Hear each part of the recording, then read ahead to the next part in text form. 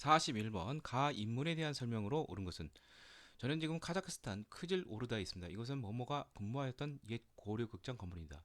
대한 독립군 총사령이었던 그는 이렇게 되어 있네요. 자, 대한 독립군은 홍범도 장군이 이끄는 부대로서 1920년 6월에 봉오동 전투에서 일본군을 맞춰서 약 150여 명을 사살하는 쾌거를 이뤘고요. 몇 개월 뒤 청산리에서도 역시 북롱군 정서, 김자진이 이끄는 북롱군 전서, 그리고 여러 독립군과 함께 일본군을 크게 무찔렀던 약 1200에서 300명을 사살한 그러한 대첩을 가져온 굉장히 위대한 명장군이죠. 자, 그래서 정답은 3번이라는 것을 알 수 있습니다. 봉오동 전투에서 일본군을 상대로 대규모 승리를 이루어 내었습니다. 그렇지만 이제 여기 나오다시피 소련의 강제 이주 정책에서 연해주에서 중앙아시아로 이주당해서 여기서 이제 극장 수의 등을 하시면서 사시다가 그래도 편안히 임종을 하게 되었습니다. 자, 그러면 나머지는 어떤 인물인가 살펴보도록 하죠. 양기탁 등과 함께 신민을 주식하였다. 이것은 도산 안창호 선생이 그러하고요. 광복에 대비하여 조선 건국동맹을 결성하였다. 이것은 여운형 선생이죠. 이 여운형이 조선 건국동맹의 해방 직후 조선 건국준비위원회로 확대 개편이 됩니다. 독립군을 양성하기 위하여 신흥 강습소를 설립하였다. 이 신민의 회원 중에서 이회영, 이시영 형제, 특히 이제 뭐 이회영 선생이 우당 많이 출제가 되죠. 독립투쟁 과정을 정리한 한국 독립운동지화 역사를 저술하면서 국헌을 강조한 사람 배감 박은식 선생이 되겠죠. 다음 42번 밑줄 그은 이 운동에 대한 설명으로 오는 것은 이것은 순종 인산일을 기회로 전개했던 이 운동 장례식 인산일 순종과 알려졌으면 이것은 1926년에 있었던 바로 60만세 운동이죠. 자, 60만세 운동의 특징은 여기 나온 것처럼 학생들이 나오죠. 사회주의 계열이 이제 추진했는데 여기 또 학생들도 또 따로 추진을 했습니다. 사회주의 쪽은 이제 발각이 되고 이쪽은 계속 추진이 되었죠. 결국 이것은 좌와 민족주의 학생들이 이제 결합을 하는 바로 민족 유일당 운동의 어떤 계기가 된 것이죠. 정답은 쉽게 4번이라는 걸 알 수가 있고요. 그래서 이듬해 1927년에는 신간의 좌우합작단체인 신간의 결성으로 이루어 발전하게 됩니다. 미스협정이 체결되는 배경이 되었다. 자, 미스협정은 1925년 만주 군벌 장장님과 그다음에 조선 총독부 간에 맺은 협정으로서 독립군을 만주에 있는 독립군을 탄압하기 위한 그러한 협정이죠. 당시 1923년에서 25년까지 독립군들이 이제 참의부, 정의부, 신민부 등을 이제 결성하면서 정비 작업이 이루어지자 이를 탄압하기 위한 그러한 일환이었습니다. 신간회가 조사단을 파견해 지원한 것은 바로 또 하나의 항일 학생운동, 광주 학생 항일운동이 되는데 1929년 11월에 발발했죠. 자, 이 운동은 이제 60만 세에서도 물론 3.1운동도 마찬가지지만 학생들이 이제 참여를 했지만 이제는 아예 학생들이 주도를 한 것이죠. 항일운동에. 그 다음에 대한매일신보의 후원으로 전국적으로 확산이 된 것은 대구에서 시작했는데 전국적으로 확산이 된 것은 바로 나랏빛을 갚자는 국채보상운동이 되겠습니다. 1907년. 그 다음에 배우자, 가르치자 다 함께 부나룻도 농촌 속으라는 뜻이죠. 농촌 계몽 운동이 되는데 자, 이것이 이제 1930년대 초에 있었습니다. 언론사인 동아일보사를 중심으로 해서 이루어졌고요. 한편 또 하나 이제 조선일보를 통해서는 문자 보급, 한글 보급 운동이 이루어지게 됐는데 당시 낙후된 농촌을 계몽시키기 위한 것이죠. 다음 43번 가 단체에 대한 설명으로 옳은 것은 자 김창숙은 동년 음력 3월 중순에 상하이에 도착하여 본래부터 친무했던 모모의 간부 김원봉 이렇게 되어 있네요. 김원봉 하면은 뭐 의열단, 조선의용대 이런 것 등이 떠오를 텐데 자 여기서는 어, 뭐뭐의 단원이라고도 있고 나석주가 나왔네요. 동양제식회사 조선식산은행 바로 의열단이 되는 것이죠.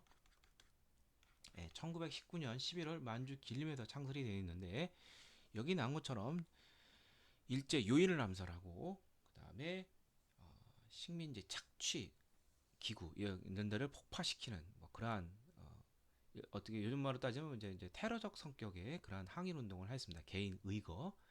근데 이거로서는 이제 한계를 느끼고 1925년부터 방향 전환을 하게 되는데 이제 당시 중국 국공합작에서 1차 국공합작에서 생긴 이제 군관학교가 있습니다. 그게 바로 황포 군관학교인데 여기에 입교를 해서 제대로 교육을 받게 됩니다. 정치 군사 교육을 받게 되는 것이죠. 이렇게 교육을 받은 다음에 1932년에는 이제 우리 스스로 또 학교를 만듭니다. 조선 혁명 간부학교를 설립을 하고요. 여기에 따라서 제대로 된 당과 군대를 만들게 되는데 1935년에는 민족혁명당, 그다음에 1938년에는 조선의용대 군대로서 조선의용대를 창설하게 되었습니다. 그래서 정답은 5번이라는 걸 알 수가 있고요. 자, 나머지를 보면 태평양 전쟁 발발 이후에 조직됐다. 3.1운동 이후죠. 1919년이고 태평양 전쟁 발발은 1941년이니까 해당이 안 되죠. 고종의 밀지를 받아 결성된 비밀단체다. 이것은 임병찬의 독립의금부가 되겠습니다. 1910년대 비밀결사 항일 조직이죠. 그 다음에 만민공동회의로 민권신청을 충가했다. 이것은 독립협회가 되겠네요. 그 다음에 일제가 조작한 백오인 사건으로 타격을 받아 해체가 된 것은 비밀결사 애국개몽단체 신민회가 되겠습니다. 다음 44번. 다음 영화가 처음 개봉되었던 당시에 볼 수 있었던 모습으로 가장 적절한 것은 이 사진은 나운규가 감독 주연을 맡아 제작한 영화의 장면입니다. 이게 바로 1926년에 개봉이 된 아리랑이 되겠죠. 이 아리랑이 개봉이 된 1926년에 볼 수 있었던 선지가 주로 문화예술과 관련된 것이죠. 모습을 찾는 문제입니다. 자, 1920년이니까 이때 일제 통치는 약간 유화적인 통치이고 이때 여러 가지 사상들이 많이 유입이 됩니다. 바로 사회주의가 본격적으로 수용이 되는데 그래서 이제 그 사회주의가 단순히 정치적인 거에 영향을 준 것뿐만 아니라 문화 예술에도 들어오게 됩니다. 그래서 여기 나온 것처럼 이 사회주의 예술을 하는 작가들의 모임이 있게 되는데 그게 바로 그 모임으로는 카프 동맹이 있고 이러한 경향의 작가들을 신경향파 작가들이 되는데 사회주의적 사실주의 있는 그대로를 통해서 어떤 정치 현실 참여를 이제 주장하게 되는 것이죠. 이게 바로 1920년대 중반에 나타난 모습입니다. 그러니까 볼 수가 있는 것이죠. 그래서 정답은 쉽게 1번이라는 걸 알 수가 있고요. 나머지는 1926년 이전이거나 훨씬 이후의 그런 사실이 될 겁니다. 자, 원각사에서 은세계 공연을 관람한 학생. 자, 원각사는 우리나라 최초의 근대 연극을 위한 극장이 되겠죠. 여기서 이인직의 은세계를 처음 공연을 했는데 이게 1908년이에요. 해당이 안 되고 유경공원에서 영어를 가르치는 미국인 교사 양반 자제를 중심으로 해서 세운 근대식 학교 관립 학교인데 유경공원이 1886년에 설립이 돼서 가보령까지 존속을 했으니까 볼 수가 없겠네 이 시기에는. 그 다음에 전차 개통식에 참여하는 한성전기회사 직원. 우리나라 최초의 전차는 1899년에 서대문에서 청량리까지 있었죠. 그러니까 해당이 안 되고 송기정 선수의 우리 올림픽 우승 소식을 보도하는 기자. 이게 베를린 올림픽인데 1936년이죠. 동아일보가 되겠네요. 그때 일장기 말소 사건 해당 안 되죠.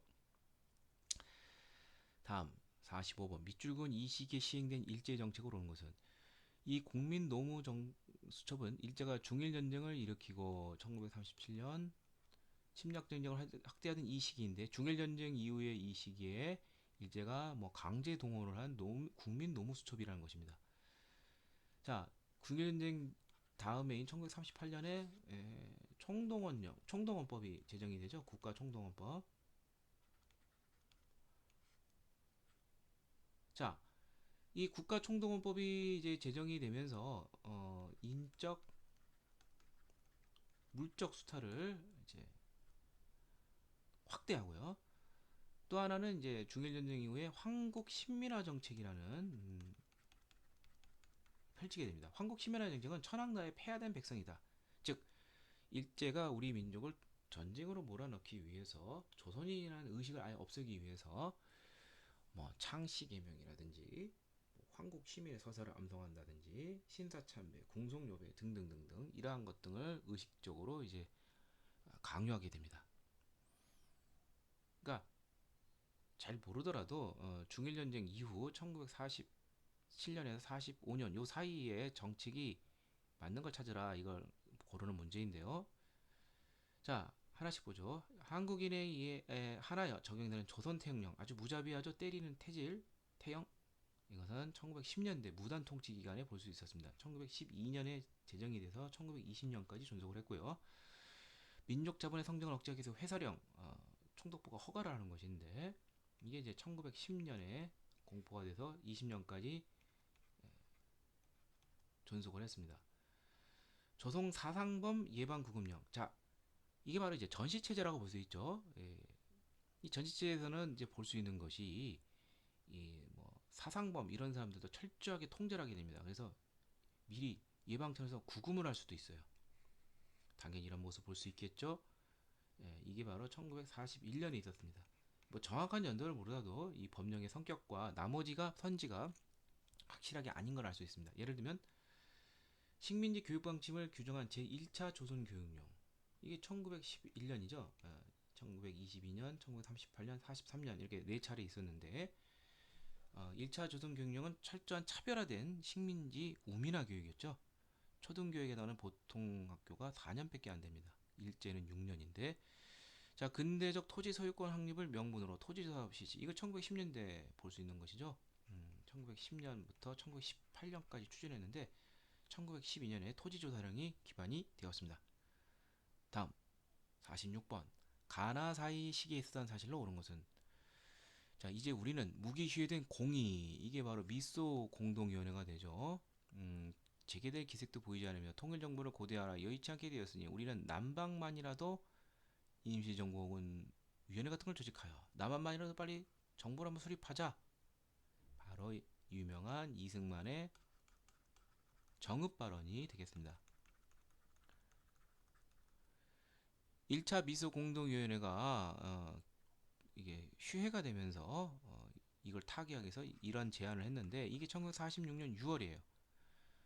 그 다음에 나는 귀국한 이래 3년이 지난 오늘까지 온갖 잠을 지고 남북 통일과 독립을 이루고자 나의 목숨을 38도선에 내놓은 김구의 얼굴에 이제 아무런 의혹의 티가 없었다. 이윽고 김구를 태운 자동차는 38도선을 넘어 평양을 향하여 성원 속에 사라졌다. 이게 바로 김구 선생의 남북 협상을 위한 북행이 되겠죠. 예, 1948년 4월에 있었습니다.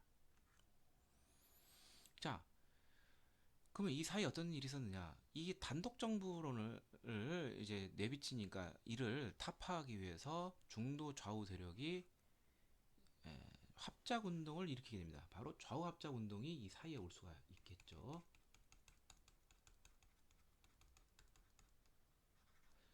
이게 좌우 합작 위원회를 1946년 7월에 결성을 하고 1947년 10월에는 좌우 합작 7원칙 합의에 이르게 되었습니다. 그래서 정답은 1번이라는 걸 알 수 있고요. 미 군정청도 이를 인정을 하고 이에 따라서 좌우합작 운동을 추진했던 김규식을 남조선 과도 입법의회 의장으로 그 다음에 안지용은 민정장관으로 임명하기까지 했었습니다. 그러나 1947년이 되면서 미국의 그 극동 정책 대외 정책이 바뀌게 되는데 공산주의에 대해서 이제 당당히 이제 대결적 구도로 나가게 되면서 동력을 잃게 되죠. 그리고 또 하나는 이제 여운형이 47년 7월에 암살당하고 2차 미소 공동연회도 역시 1차 때와 마찬가지로 이유로 결렬이 되면서 결국 미국에 의해서 이 문제는 미스 공기가 아닌 유엔에서 이제 해결이 됩니다. 자, 나머지 보도록 하죠. 조선건국준비위원회가 결성이 되었다. 여운형이 주도를 해서 조선건국준비위원회가 해방 직후 1945년 8월에 결성이 됐지만 9월에 이제 들어온 미 군정은 이를 인정하지 않았습니다. 모스크바 삼국 외상회의가 개최되었다. 이건 1945년 12월인데 한국의 임시정부 수립을 위해서 이 회의가 개최가 되었지만 오히려 신탁 반탁 논쟁만 일으키게 되었습니다. 다음 반민족행위 특별조사위원회가 구성이 되었다. 이건 해방 이후에 해방이 아니라 대한민국 정부 수립 이후 1948년 8월 15일 이후가 되는데 4번 5번은요. 반민특위 반민족행위 특별조사위원회가 구성된 것은 1948년 9월에 반민법이 제정이 되고 1949년 1월에 반민특위가 국회 산하에서 활동하기 시작했지만 이승만 정부와 친일 경찰의 소극적 또는 적극적 방해 행위로 인해서 성과를 거두지 못했습니다. 유상매수 유상분배 원칙의 농지개혁법이 제정이 됐다. 이게 1949년 6월에 제정이 되고 이듬해 1950년에 6.25 직전에 이르러서는 이제 농지개혁이 이제 시행이 되었습니다. 다음 47번 가정부 시기에 있었던 사실을 옳은 것은 자, 뭐 다 읽어볼 필요도 없습니다. 진보당 조봉암 사건이라고 되어 있는데 이것이 언제 있었느냐? 조봉암이 이제 만든 진보당이 이제 정부의 탄압으로 해산이 되고 해체가 되고 조봉암 간첩 혐의로 이제 결국 처형에 당하게 되는 것이죠. 이것은 바로 이승만 정권, 이승만 정부 때이죠. 자, 이승만 정부는 여기 보다시피 굉장히 반공을 철저히 하는 그런 정부입니다. 그래서 이런 진보당 사건도 있고요. 조봉암 처형이라든지 또 뭐 경향신문 당시 이승만 정권에 대해서 정부에서 비판을 날카롭게 했던 경향신문을 폐간한다든지 또 하나가 여기 5번에 나온 것처럼 국가보안법을 개정해서 강화시킵니다. 신국가보안법 파동 이런 것 등이 방공 정책과 관련이 되어 있다. 그래서 정답은 5번이고요. 이거 뭐 잘 모르더라도 나머지가 확실하게 다른 정부라는 걸 알 수가 있습니다. 통일주체 국민대회의 대의원이 선출했다. 이건 유신헌법에 따른 것이죠. 박정희 정권하고 관련이 되어 있고 농촌 근대화를 표방한 새마을운동 역시 박정희 정권이고 사회생활 삼청교육대가 설치되다. 이건 전두환 정권이고 한독 정부 간의 협정에 따라 서독으로 광부가 파견이 되고 간호사도 파견이 되고 베트남 파병 이런 거 다 박정희 정권인데 당시 경제 개발을 위한 어떤 종잣돈이 됐습니다. 이들이 보낸 돈들이. 다음 48번. 다음 사실이 있었던 정부 시기의 경제 상황으로 오는 것은 자, 포항 종합제철 공장 제1기 준공식. 자, 우리나라에서 굵직굵직한 국가 기관 시설은 거의 다 박정희 정부 때 이제 설립이 되었습니다. 이 박정희 정부는 이게 국가 기관 산업 시설 뭐 도로라든지 공장이라든지 이런 거를 미리 확보를 했어요. 이것이 이제 미래를 본 것이죠. 자, 그리고 또한 단순하게 하는 것이 아니라 체계적으로 경제 개발 계획에 따라서 정부가 주도적으로 강력한 드라이브를 이끌게 됩니다. 경제 개발 5개년 계획을 강력하게 반드시 추진하게 된 것이죠. 그래서 1962년부터 이제 시작을 했는데 박정희 정부가 대통령 재임 기간으로 본다면 1962년부터 경제개발 5개년 계획이 시작이 됐으니까 1차 62년, 2차 67년, 3차 1972년이 되겠죠. 예. 박정희 정부가 제가 그 말을 빼먹었네요. 시기가 1963년에서 1979년까지니까 당연히 3차 경제개발 5개년 계획이 추진된 것을 볼 수가 있는 것이죠. 정답은 2번이 되겠고요. 자, 나머지는 어느 정도 시기인가? 경제협력개발기구. 이것은 보통 선진국들의 모임이 되는 것인데 여기에 우리가 뭐 들어간 건 좋은데 좀 아직 좀 부족한 것이죠. 아직 제대로 된 선진국으로 들어가기는 좀 우리 경제가 좀 약간 취약한 것이 있었죠. 이게 바로 김영삼 정부 때인데 실제로 그 이듬해인 1997년에 IMF가 터졌죠. 한칠레 자유무역협정이 체결됐다. 이거는 고 노무현 대통령이 때인 노무현 정부 시절이죠. 그래서 어, 이 여세를 몰아서 한미 FTA도 2007년에 이제 체결이 되었습니다. 대통령 긴급명령으로 금융심리적 시다. 이것도 역시 김영삼 정부 때이고요. 삼저호황, 저금리, 저달러, 저유가 이러한 좋은 배경 속에서 물가가 안정이 되고 수출이 증가했다. 이거는 이제 전두환 정부 시일이 되겠습니다. 1980년대 중후반이 되겠습니다. 다음 다음 자료에 해당하는 민주화 운동에 대한 설명으로 오는 것은 자 민주화 운동 그러면은 보통 3대 민주화 운동이 많이 나오죠. 4.19, 5.18, 6월 민주항쟁이 있는데 자 여기 보면 뭐 광주가 나왔어요. 뭐 쉽게 5.18 민주화 운동이라는 것을 알 수 있죠.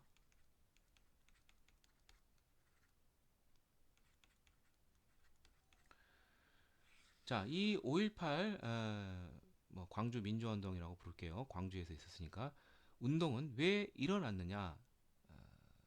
자, 유신 정부, 박정희 정부가 무너졌는데도 불구하고 민주화가 될 것 같았지만 당시 전두환 노태우를 중시하는 이 시군부가 노골적으로 5.17 전국 비상계엄령을 확대를 하면서 민주화 운동에 찬물이 끊어지게 됐고 이 광주에서 학생들이 이제 시위를 했는데 이거를 잔혹하게 탄압을 했고 여기에 맞서서 시민군이 조직이 되어서 싸우다가 결국 1980년 5월 27일 이제 진압 작전이 그래서 이제 이 운동은 이제 종료가 되었는데 이 당시 이제 그 광주에 있던 많은 사람들 뭐 젊은 학생들은 뭐 거의 숨죽이면서 살았겠죠. 목숨이 왔다 갔다 하니까 당시 어떤 그 여고생이 쓴 이제 기록 일기가 있는데 뭐 이런 것 등등이 자랑스럽게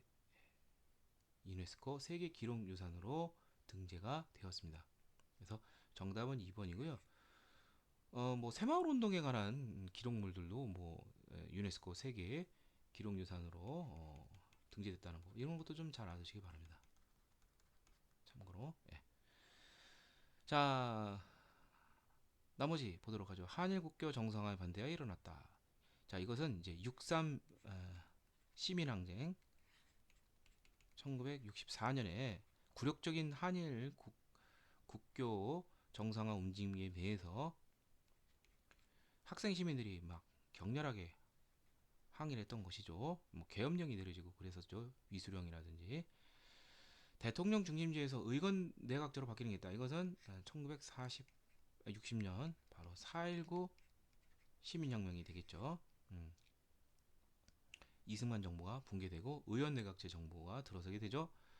3일 민주구국선언 1976년 3일 민주구국선언을 통해서 긴급조치 철폐 등을 요구했다. 이 긴급조치가 나오는 거 바로 유신헌법에 맞선 것이죠. 4.13 호원 정치에 반발하여 호원 철폐 등을 냈다. 이것은 6월 시민항쟁에 대한 것이 되겠죠. 여기 4.13 호원 조치라는 것은 당시 전두환 정부의 대통령 간선제를 그대로 고수하겠다는 것이죠.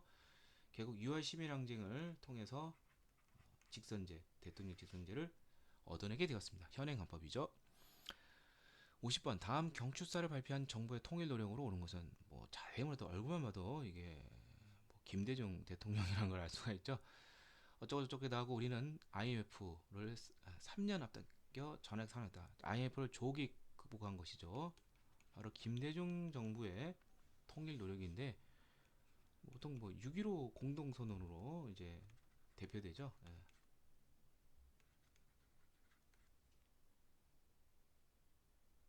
그래서 정답은 3번이 되고요. 이른바 뭐 핵벽 정책으로 표현이 되는 대북 적극적 포용 정책이 있게 되는데, 뭐 참고로 좀 더 알아두면 6.15 공동선언 이전에 이미 1998년에 정주영 현대회장의 소대 방북을 비롯해서 금강산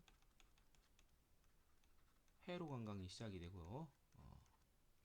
6.15 공동선언 이후의 조치도 좀 알아둬야 되는데, 개성공단이 이제 건설이 되고, 그다음에 경의선 연결, 그다음에 뭐 이산가족 상봉 뭐 이런 것 등이 정기화되게 되죠. 자, 나머지 어느 정도씩인가 살펴보죠. 7.4 남북 공동성명을 발표했다. 3대 남북 간의 합의 문서가 있는데 그중 최초인 7.4 남북 공동성명, 이거는 박정희 정부 때이죠. 자주 평화 민족을 원칙으로 세운 것이죠. 이것이 이제 6.15 때도 다시 재확인됐고요. 남북이 유엔에 동시 가입하였다. 이것은 노태우 정부 때인데, 이게 1991년 8월에 됐고요.